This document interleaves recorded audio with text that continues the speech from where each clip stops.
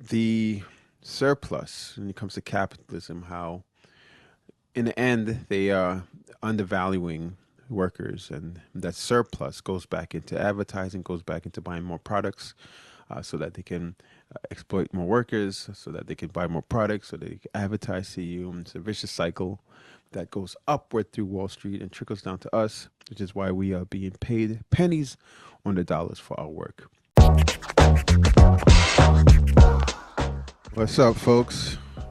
We're back. It's Trevor Fem with Spread Love Free Market right here, coming to you with another episode. And just so you know, I'm trying something new.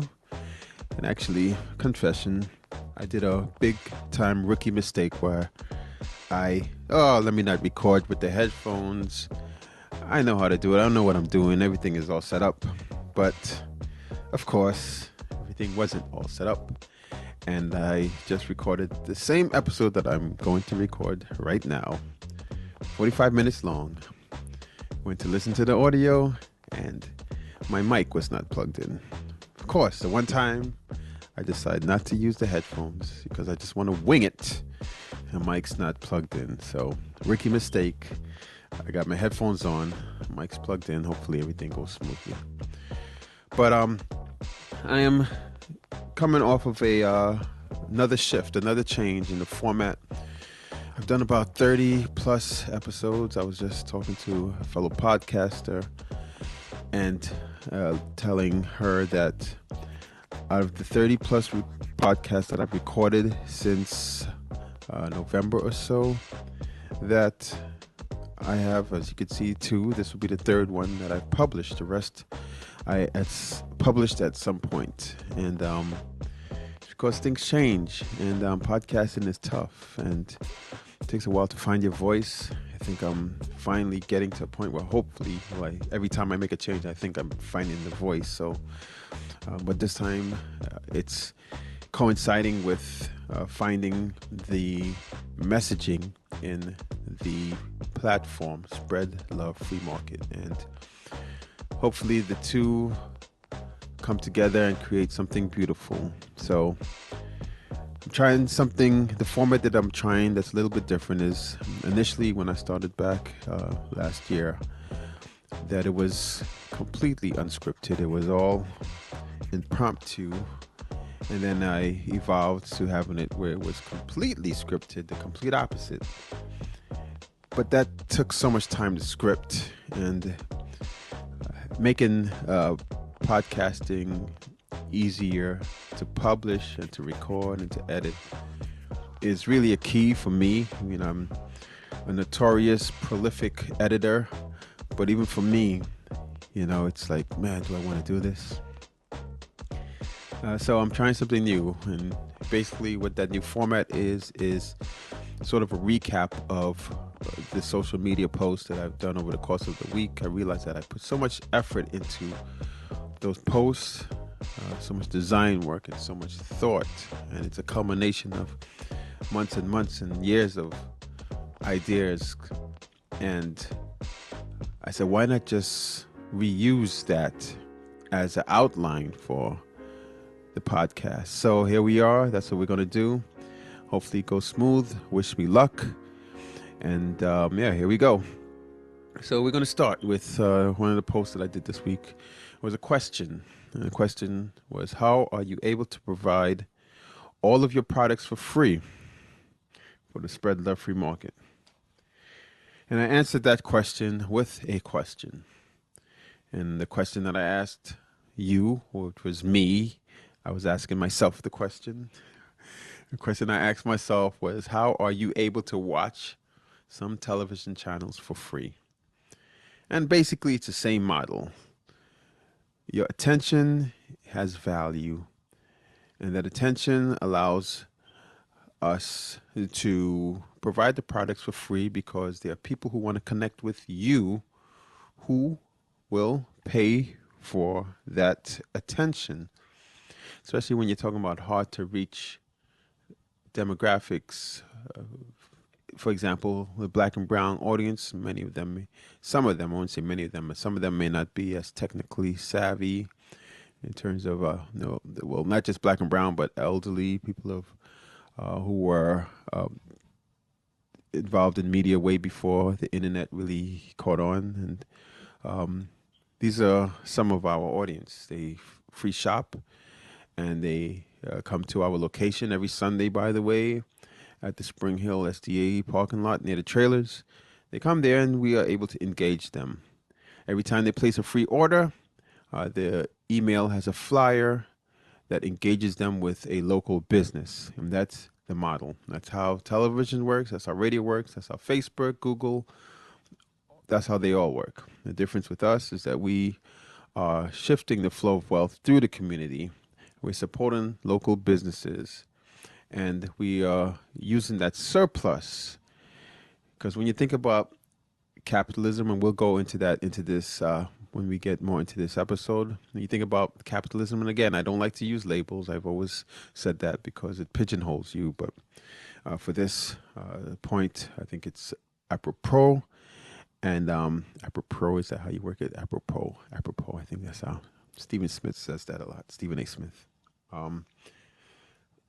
The surplus when it comes to capitalism, how in the end they are undervaluing workers, and that surplus goes back into advertising, goes back into buying more products so that they can exploit more workers, so that they can buy more products, so they can advertise to you. And it's a vicious cycle that goes upward through Wall Street and trickles down to us, which is why we are being paid pennies on the dollars for our work.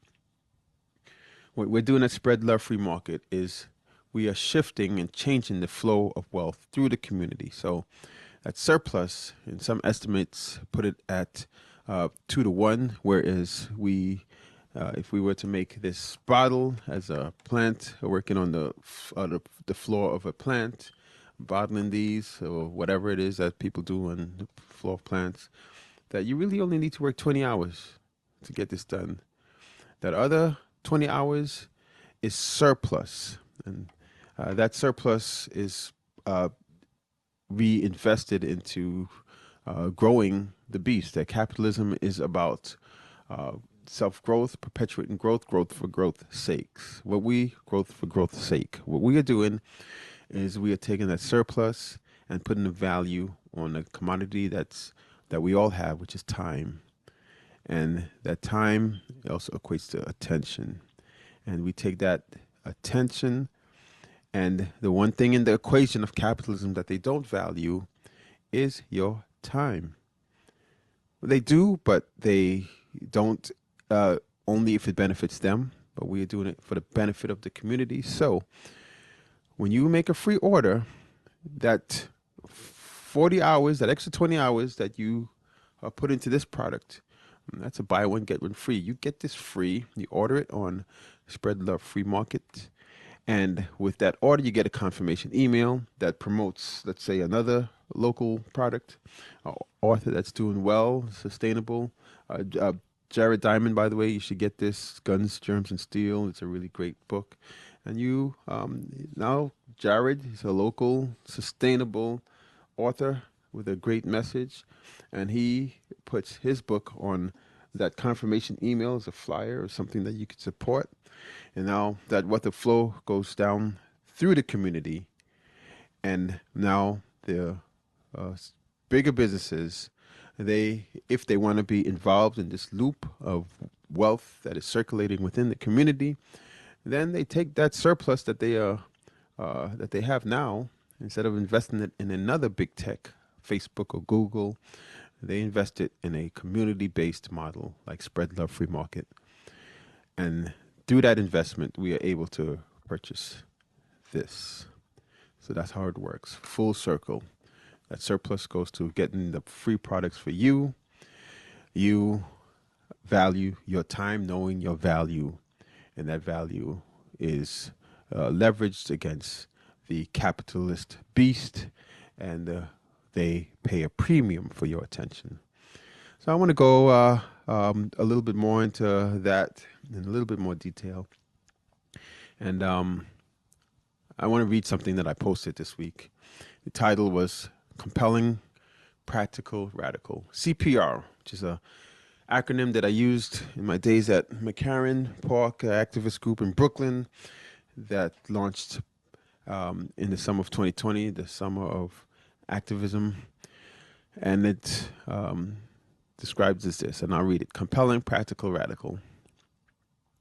The model of our free shop is to create sustainable and dignified access to essential and discretionary goods by all our neighbors, regardless of class. This mutual and practical exchange eliminates hierarchy and stigma in meeting the shortfalls in our communities. Recognizing and leveraging our value as free shoppers, vendors, and sponsors is our lead strategy. This starts with our free shoppers. The value our free shoppers bring is their attention. The number of free shoppers that attend our markets is the trigger that sets the table for the value exchanged. Mutual dependency is our byproduct, and as a result, wealth flows through Main Street and away from Wall Street. Through economic justice, we achieve social justice. Compelling, practical solutions is how we achieve the radical change needed to close the wealth gap. CPR, neighbors, and that's a post from earlier this week. Now, I also want to remember we had a anniversary that came up this week, and I posted about it. And I felt like everybody should have posted about it. I saw some of the activists, the main activist groups, Warriors in the Garden, Writers for Justice. I keep remembering the names, but a few of the activists, some individuals posted about the anniversary of the death of George Floyd, but not. I mean, when this happened, everybody was posting. There were black squares everywhere, and I was, again, shouldn't set myself up to be disappointed because people get on with their lives, but I thought there would be a little bit more remembrance. It wasn't on any of the media channels that I checked.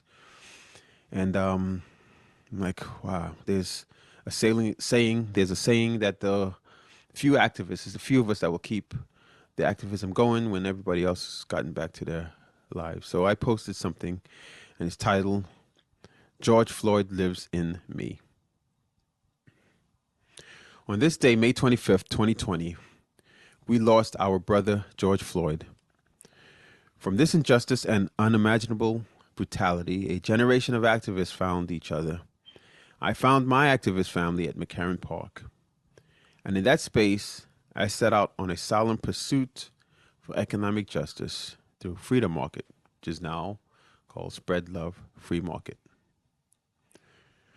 On this anniversary of George Floyd's passing, I took a moment to renew that vow with a revised mission statement. And here is that revised mission statement.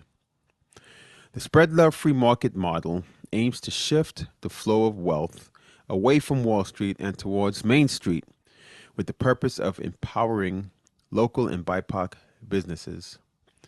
Our mission is to create sustainable and dignified access to essential and discretionary goods for all of our neighbors, regardless of class, refining the historically exploited value of our communities for our own benefit and self-empowerment.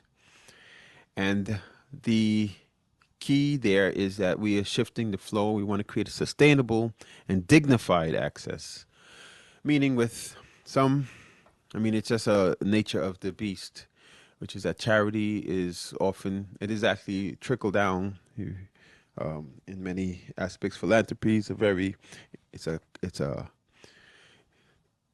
institution that does harm in the end because the wealth goes up to the 1%, and they now picking and choosing where they want to send the excess. So it's just a fraction of the excess, not even the bulk of it. So, and one of those things that happens is that they pick and choose who benefits. They also pick and choose what products that they get. So when you look at some of these philanthropic endeavors, the recipients of that kindness they are often left with limited options. So there is a distinction between the people who have their access to essential and discretionary goods, and the people who have not. And they have to uh, choose from limited uh, supply of resources or products.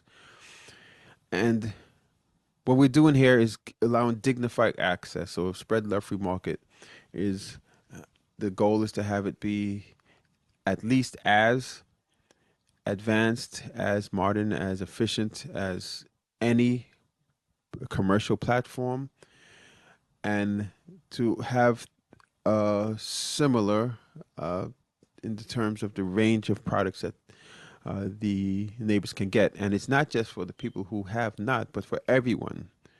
If we make this platform as what's the word I'm looking for?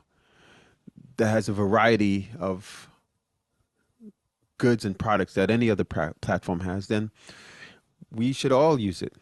And if we know the model is that surplus goes to support those products and that the sponsors, local businesses benefit actually from you purchasing because you are now being made aware of the local offerings, then the incentive is there to engage with the platform. So that allows for more dignified access. And then when you talk about there's another kind of trickle down, which is a government access, which happens from sometimes from a pantry or from a government charity, or then again you may also find that you may not have the options. It may be a food desert situation, or but so we're trying to do our best in making that experience of access, making it as uh, no distinguish non-distinguishable from the traditional shopping that we all do, that all the neighbors have.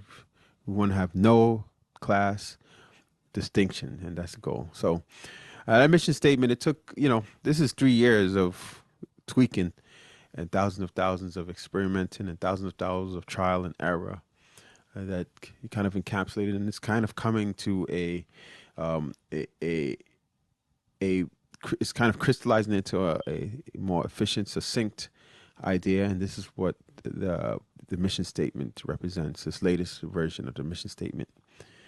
So there we go. Now, I also posted something from on Instagram. It was this graphic, and let me get the name of the folks who where I found this graphic. It was from the group, um, the Colonial Action Lab, and they had this graphic that really caught my eye. The title of the graphic is "Divide and Manipulate." And for those of you who can't see me, you can see us at our YouTube link. You can see that in the show notes. I'll describe it to the best of my ability. And so what you have is a table in a room, and you have three individuals. At the center of the table is a Caucasian elderly man who's representing the 1%. And that on the table in front of him is a plate with dozens and dozens of cookies. To his left is a Caucasian individual from the working class, and he has a plate, but he has one cookie. To his right, to the right of the 1%er, we have a person of color, black or brown, and he has no plate in front of him. And on the far end of the table is a dozens and dozens and dozens of cookies. And the 1%er says to the working class Caucasian, black, unhoused, trans, Mexican, illegal, native, Arab, Muslim, brown, want your cookie. And he's pointing to the black and brown individual. And for me, that's a graphic that sums up what I try to say. They say art is the artist's role to make the revolution irresistible. And this is an example of that. That's a quote from Tony Cater Bambara. And here you have this individual, 1%er with more than he needs, telling this person that can use more, but has something that the person that has nothing wants to take your cookie. So the question, just by looking at it, is why doesn't the person in the middle, the 1%er, share cookies with everybody? And that's the question that we ask. This is the motivation behind why we are doing Spread Love Free Market and why there's so many activists who are fighting against this quote-unquote capitalism. Again, I don't like to use the terms because it pigeonholes you, but in some instances it is apropos. Now, another post that I made along the same theme is this. I posted a fact that I came up with on my own based on my observations.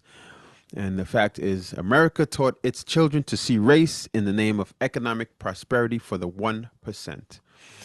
And then I posted beneath that a sad fact, which is that America taught its children to see race in the name of economic oppression for the 99%. And the previous graphic kind of encapsulates that. And I was, I'm not sure what motivated me to write that, but then after writing that, I remembered a passage from my many sittings at McCarran Gathering in Brooklyn. And then here we had a passage from a book that we read called 400 Souls. And I'll share that with you right now. And it says, the governing white elite had their mind set on reinforcing slavery after putting down the rebellion. And this is referring to Bacon's rebellion. And it continues, in 1680, 4 years after the rebellion, Virginia passed the law for preventing Negro insurrections. It restricted the movement of enslaved people outside plantations. Anyone found without a pass would be tortured with 20 lashes well laid on before being returned. At a time when white servants and African slaves often worked side by side, the hand of the law reached in to divide them. A prison time awaited English and other white men and women intermarrying with Negroes or mulattoes. Already, any indentured white servant caught running away with an enslaved African person was liable for the entire lost term of service, meaning that the servant risked becoming permanently unfree. The law separated the members of the lowest class by color and lifted one higher than the other.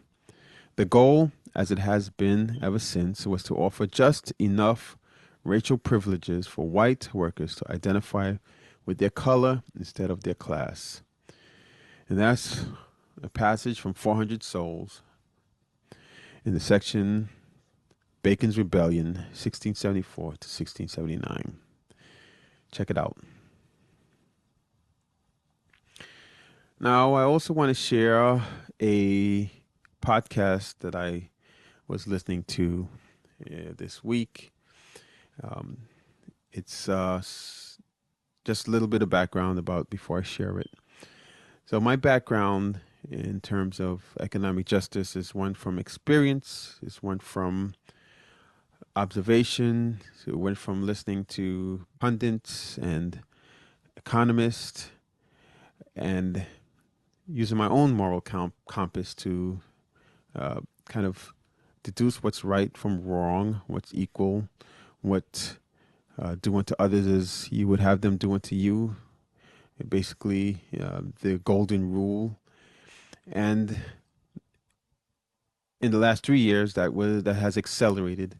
Whereas I saw that the social injustice, I connected the dots and saw that there was a economic cause behind that. And I realized that the divide and conquer narrative, how, you hear these things and you don't really put the two and two together in terms of how it affects your daily life. But as a founder of a delivery company, which is still running, but at the time it was the only thing I was doing, I had a principle that we would pay everyone the same, from the founders to the drivers. We'll all get the same pay. And that's kind of led to one thing led to the other. And I realized that the incentive that's in capitalism to grow, grow, grow, and to hoard and to maintain wealth is something that leads to more harm in terms of how do you scapegoat classes and individuals. And one thing led to another. And over the course of 2.5 years, meeting every single day in a space at McCarran Gathering, I learned a lot. I unlearned a lot. And but I say all that to say this, that I never had any formal knowledge in terms of being an economist. It was all informal. I always say that my time, the consecutive days at McCarran Gathering, sitting and talking and learning, was my PhD. It's where I received my PhD in activism. And so one of the things I heard this week was a documentary, and it kind of reinforced, ironically, at the time when I'm coming to, when these ideas are crystallizing, I guess I'm allowing myself more space to hear some more traditional points of view. And I hearing things about Adam Smith and how he arrived at capitalism, and hearing things about Marxism even, and the overlaps there, and communism, and all of these overlaps. And again, I don't use these labels because they pigeonhole, but there's commonalities in all of these models.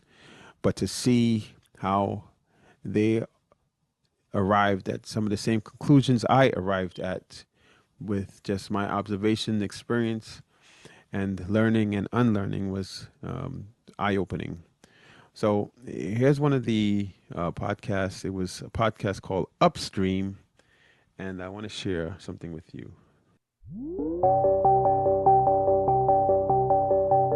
The emergence of capitalism looked different from region to region, from country to country. The process here in the United States was a little different than in Europe. But the rise of capitalism has always included certain procedures, namely the enclosure and privatization of common land and proletarianization, the coercion of groups of people, often racialized, into an arrangement where they had to sell themselves to an employer on the employer's terms.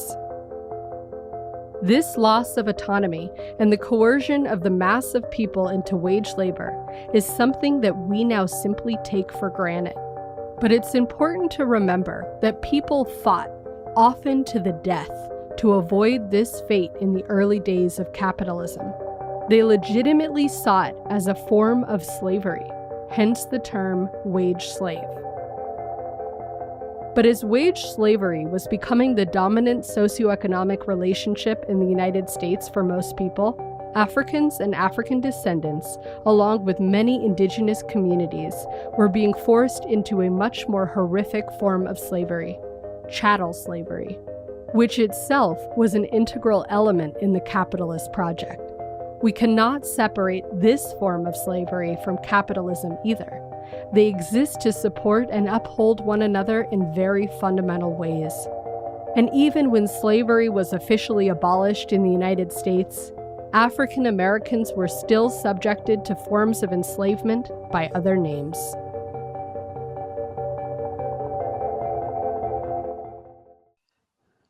You know, this idea that nobody's really free, and maybe you.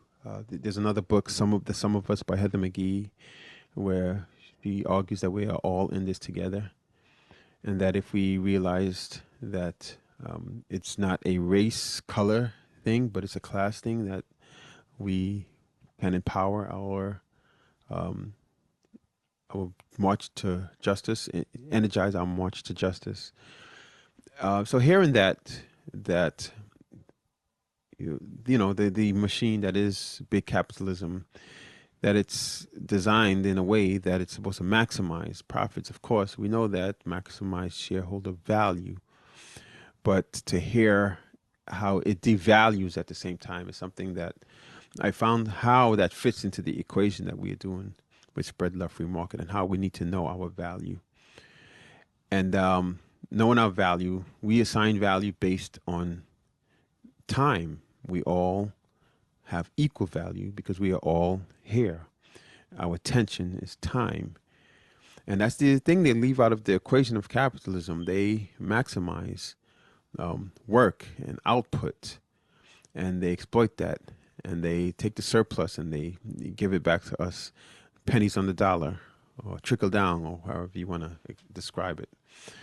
So hearing that term, wage slavery, which I never really resonated with me. I don't remember hearing it. I probably did.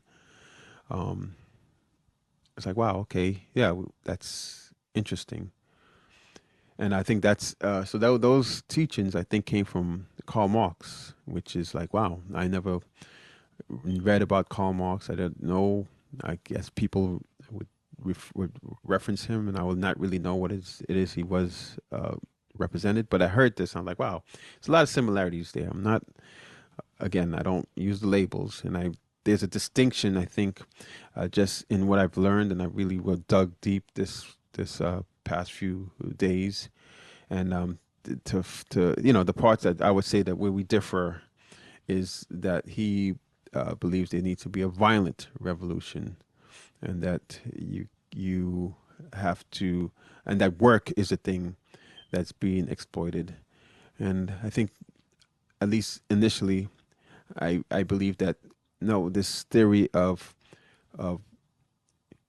valuing ourselves, shifting the flow of wealth, is an evolution that I think changes the game, in that the CPR acronym, which I thought was appropriate for what it is we're doing. C being compelling, P practical, R being radical, which is, in a nutshell, give economies and give people compelling reasons, practical solutions that lead to radical change. So the revolution in terms is radical. It's economic, it's a compelling, it's an evolution to a radical change. So I think that's the main difference. But to hear the overlap in every other way about the exploitation that happens, and I always heard this term that capitalism exploits, and I kind of knew what it is, but never knew what it looks like. So this is the first time in a way that I've heard it laid out in that way. I want to share another clip from that same podcast, and I'll come back with my thoughts. People talk about prisons in America as a form of legal slavery, but even that, I feel like, is not thinking about it big enough. Here's Aisha Khan again. And I think in the same way, thinking about, jobs as a form of slavery is still not thinking big enough. I think just communicating to people that if your survival is contingent on something, not contingent on you caring deeply or showing up for your community, but contingent on you doing XYZ things. And then whether you can and can't do that, whether you can and can't get a job, what kind of job you get is going to be dictated by the privilege that you hold.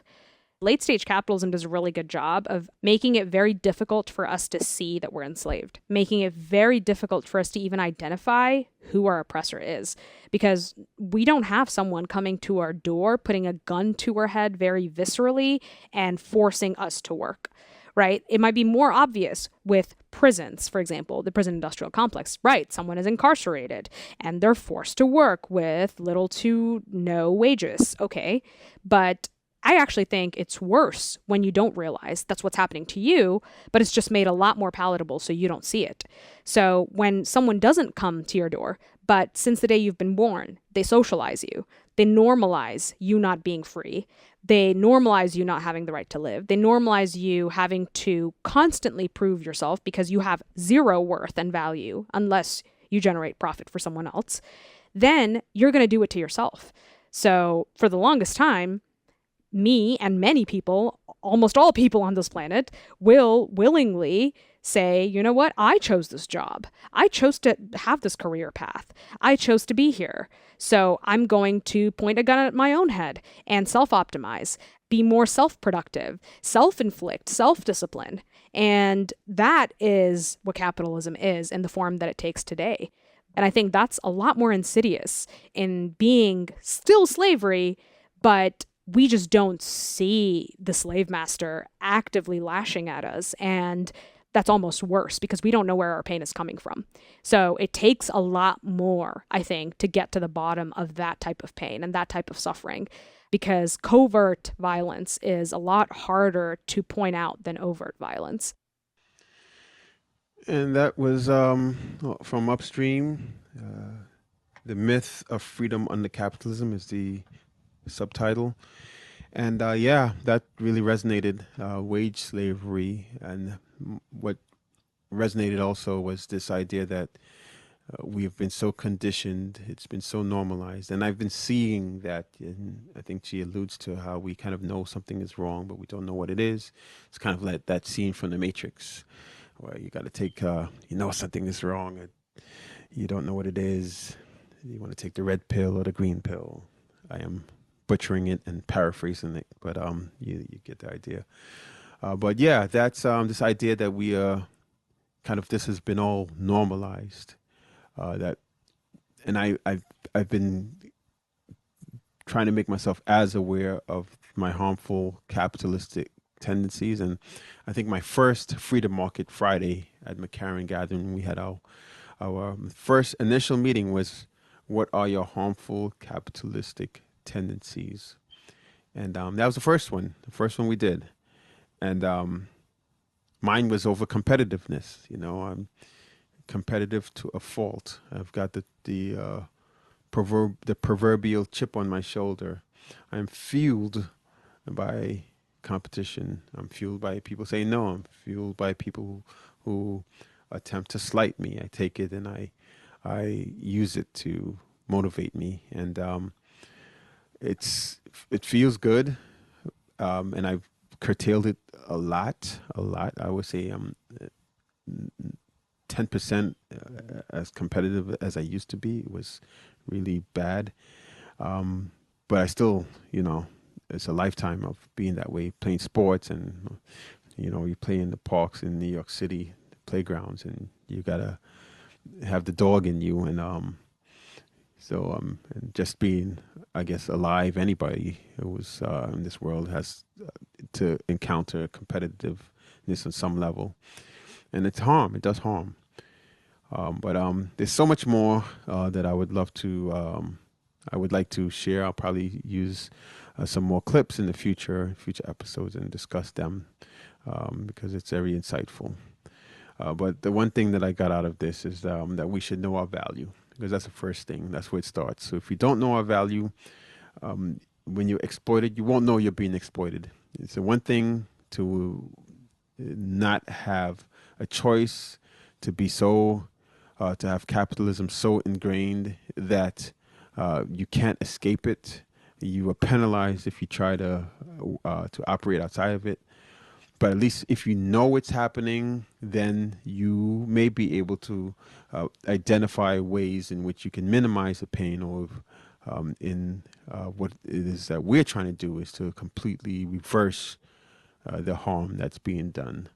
And when we say know your value with us, it's time. Your value is time. If you have time to pay attention to a confirmation email from a free product that you bought based on the surplus of the work output that we have done, then that's value.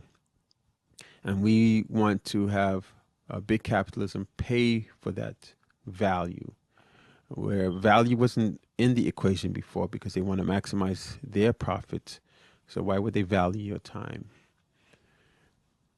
So identifying that you have value, that when you come to pick up a item from the free shop, that is how you generate currency. We have this thing that we introduced, that I introduced very early.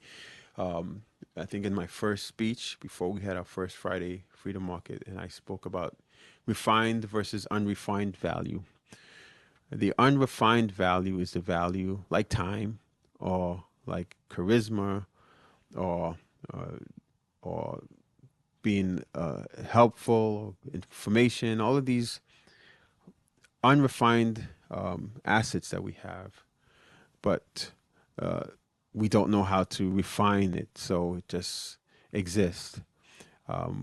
And capitalism, what they do is they refine that value. So you think about Facebook or Google and that unrefined time that you have, that you spend looking at social media feeds, and they take that time, they refine it, and they offer it to sponsors who want to advertise on Facebook or social media or whatever, TV, you name it. They have refined this unrefined value, whether it's charisma, if you are a talented musician and you can move a crowd, they figured out a way to refine that. You're singing in your living room and you have some deep gift.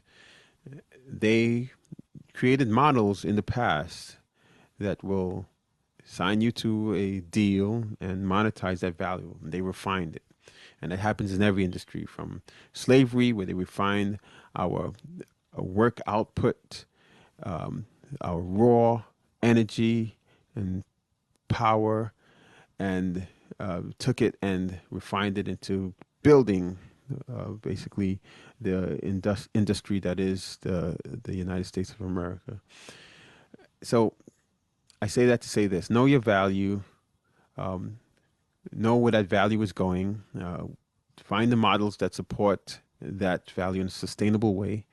Spread Love Free Market is one of those platforms in which we redirect that value towards community, so that surplus goes to supporting your neighbor and not to Wall Street, so that we have the power.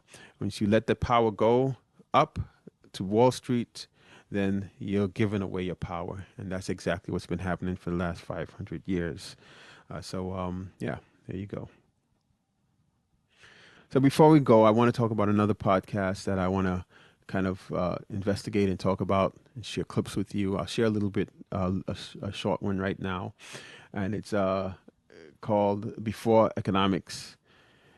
And this podcast, again, I don't have a formal training in economics, and I didn't know much about Adam Smith. I just always hear that he's the father of capitalism. But to hear exactly what it is, how he arrived at his, I guess his most popular work of nonfiction, it was The Wealth of Nations, and I didn't even know that till yesterday, actually. The Wealth of Nations is what the title was. But to hear some of the conclusions that he reached and how they overlap with what it is that we've been finding, and I still haven't, I just touched the surface. I literally heard maybe 10 minutes of what it is that he did. And I want to dive deeper into that. So I want to leave that for a future episode. But there was a clip that I want to share with you first. It's kind of a teaser. And this clip is by Jean-Jacques Rousseau.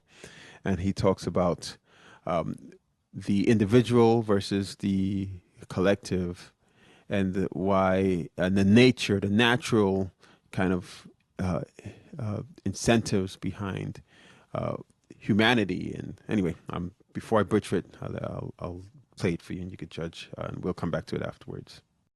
Slavery entered human life because government began imperfectly and continued so, with wealth and ambition constantly bending an already weak frame.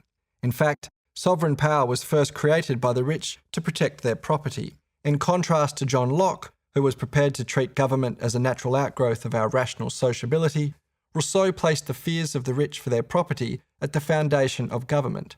Professor Richard Watmore again. Commerce has developed and property has determined the force of law in so many societies. Humanity has become more and more miserable. So Rousseau is the philosopher of how awful the contemporary world the contemporary world, obviously the 18th century world, was and what might be done about it. There's an endless discussion about Rousseau's solution to the problems of the contemporary world, but really in the second discourse on the origins of inequality, it's really a description of how terrible things are and why. That's a teaser from the Before Economics, a passage on Jean Jacques Rousseau.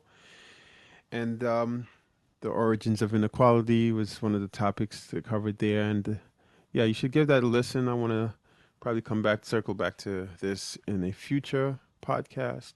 I brought up this point before, speaking about are we better off for civilization or worse off? And it's becoming apparent now with the planet in terms of, and the planet will be fine. So I keep saying, save the planet, save us. But our environment is being affected, and the planet is giving us signs that if you guys don't go back to nature, that nature will take you out. And that's the argument that's what this passage kind of touches on, this idea of when were we the happiest? When is man the happiest? There are also some counter arguments here. I think Adam Smith may have one in a later episode, but I haven't completed listening to the series yet. So I want to come back to this next week, take everything I say right now with a grain of salt. But overall, over the past 3 years and over the course of a lifetime, I see a lot of reinforced ideas that are based on experience and anecdotal evidence that I can say, yes, this is something that we need to keep an eye on. Okay, so there we go. There we have it. I want to end with a little shout out for Isha Makiba, one of our vendors. You can find her items on Spread Love Indie Market. So we have Free Market and we have Indie Market. Spread Love Indie Market is where you can support our entrepreneurs and purchase their items. And sometimes we put some of their items on the free market as well. All of the essentials and the groceries will always be on the free market, but then we have the discretionary products, local vendors and makers on our traditional shopping platform. So head on over to Spread Love Indie Market as well. SpreadLoveIndieMarket.com and support our local vendors there as well, especially if you live in Florida. Florida is where we are based. We don't ship. It's about keeping it local, and we do deliveries and we do pickups at our Sunday market. And this promo, I'll give a shout out for the Sunday markets at the Spring Hill Seventh-day Adventist Church. Every Sunday from 11 till noon, you can find us there. Head on over to the website, Spread Love Free Market. You can place your order and pick up your items there. So until next time, this is Trevor FM. Thank you very much for listening in again. Hopefully this new format, it feels good. I feel like it captures both the kind of spontaneous, organic feel of the unscripted format that I did very early on, and at the same time I don't go off on tangents. It's more focused and more efficient, which is the format of my later podcasts, which were completely scripted. So I'm going to continue this format where we just take our postings from social media and discuss them in more detail. So you can follow us right here, Spread Love Free Market, the podcast. So head on over to spreadlovefreemarket.com for more information. Once again, I'm your host, Trevor FM, and I'll see you next time.